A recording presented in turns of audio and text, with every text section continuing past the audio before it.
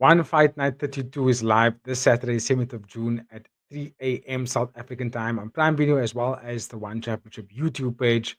Rambolek was set to face Dmitrii Kovtun and unfortunately wasn't able to make the fight due to lung infection. We'll give you more on the story up next in Fighting with Friends.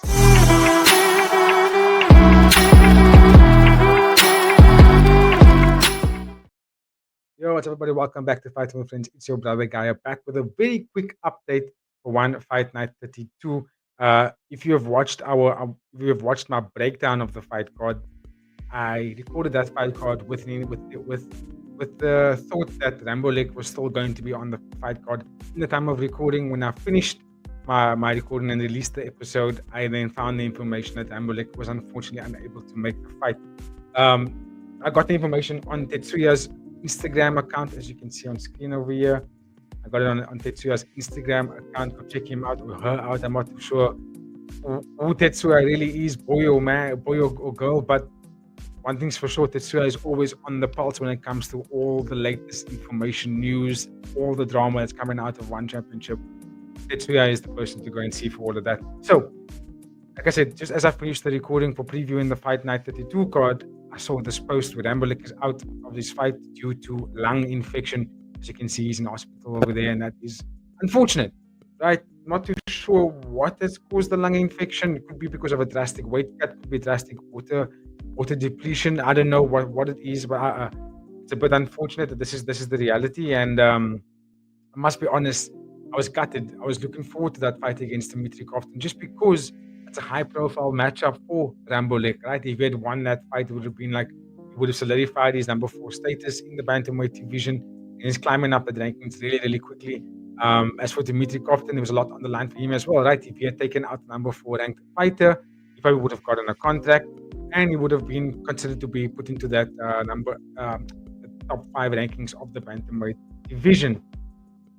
But now we're not going to see that fight anymore, which is a bit unfortunate, right?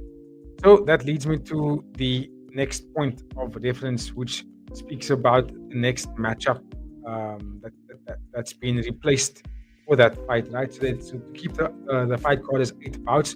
If they had not found a replacement fight, it would have been 7 fights on the fight card. But now they found a cool replacement, and we have Ricardo Bravo taking on Arian Esparza in the featherweight Muay Thai. So not bantamweight, this is featherweight Muay Thai, which is really good. Some of the bigger guys, some heavier hitters. We're going to see some potential knockouts. But this is the next matchup that will be taking place, filling that fight slot, which is a little bit earlier on the fight card. I'm just going to bring that up on screen for you to see. That information was also posted on the Tetsuya X account. So I'm just going to quickly bring this up on screen for you so y'all can see what I'm seeing. There we go. So it will be the 3rd fight from the bottom. Oh, there's another replacement fight here. Tajir Kolilov. He's fighting Lao Shu at catchweight. This is also close to the featherweight mark. Interesting. Actually, close to the bantamweight mark. Excuse me. So who's the? Sorry, I'm seeing all this now for the first time. So who's the other fight that came off the card?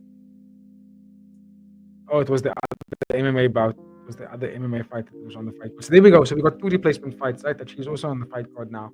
Not sure familiar with Lao Shishu, but let's see how that fight plays out. That she's obviously a fantastic striker. So keen to see how that plays out. But anyway, this is what I was talking about here because this was the update that I recently found out about.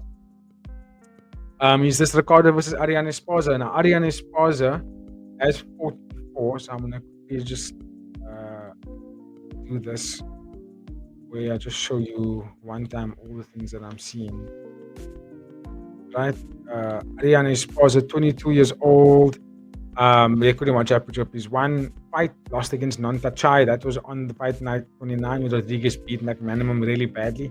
I remember watching this fight. Actually, Nontachai was just tall and used his jab, was just too slick, too elusive for the fight for Esparza to kind of track him down and let his hands go. Whereas Ricardo Bravo is slightly older, right? But he's been fighting in the One Championship. As you can see on screen there, he's got 4 fights in the One Championship, 3 of them coming in the hands of all knockouts.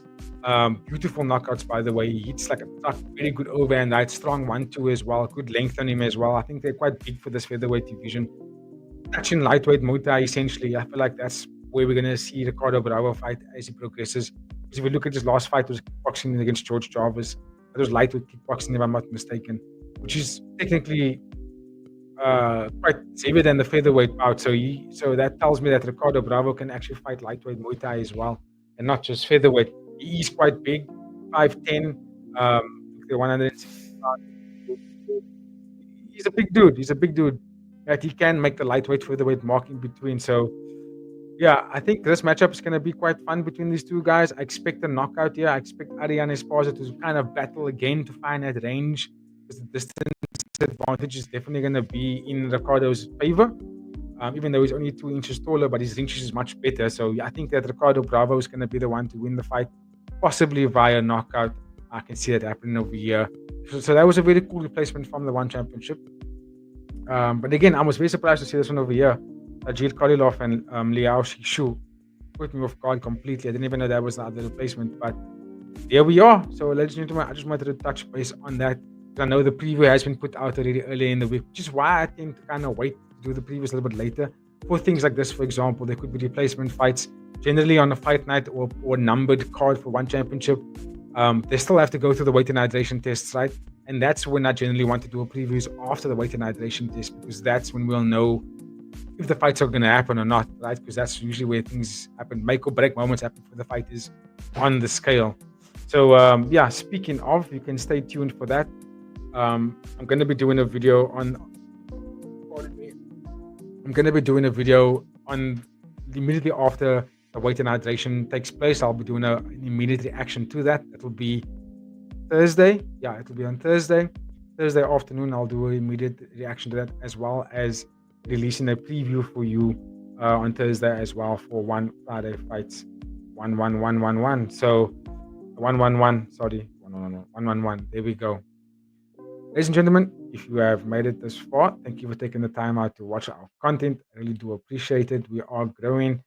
Drop a like, drop a share, drop a comment. What do you think about these replacement fights? Who do you have winning? Let your boy know. And then yeah, like I said, you'll catch me on the other episodes that we'll be releasing this week.